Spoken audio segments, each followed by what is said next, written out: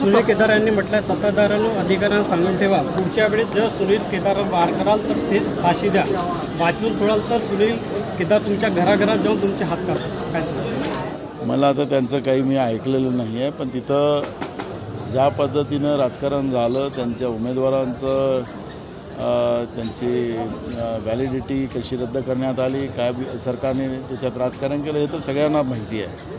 ते पहिल्यांदा देशातली पहिली घटना असेल, त्यामुळे स्वाभाविक आहे की त्यांनी तसं बोललं असेल, पण बोललं की नाही बोललं मला माहिती नाही.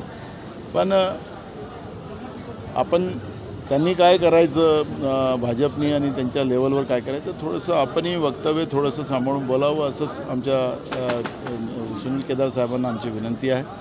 आणि दुसरा महत्त्वाचा प्रश्न की तिथे काँग्रेसचा कॅन्डिडेट आहेच, काँग्रेसच्या पंजावर कॅन्डिडेट लढेलच, एक कॅन्डिडेट आमचा सपोर्टमध्ये टाकलेलाच होता, त्याच्यामुळे तिथं पंजा लढणार. महाराष्ट्रात संपूर्ण देशामध्ये काँग्रेसची परिस्थिती किती वाईट होणार ही येणाऱ्या निवडणुकीत कळेल. काय सांगता? जे उंदीर असतो त्या उंदराबद्दल मी काही चर्चा करत नाही. त्याच्यामुळे ज्या काँग्रेसने ज्या लोकांना मोठं केलं त्या लोकांनी आपल्याच आईला अशा पद्धतीनं बोलावं, हे कुठलं त्यांच्या स्वभावाला पटतं ते मला माहिती आहे.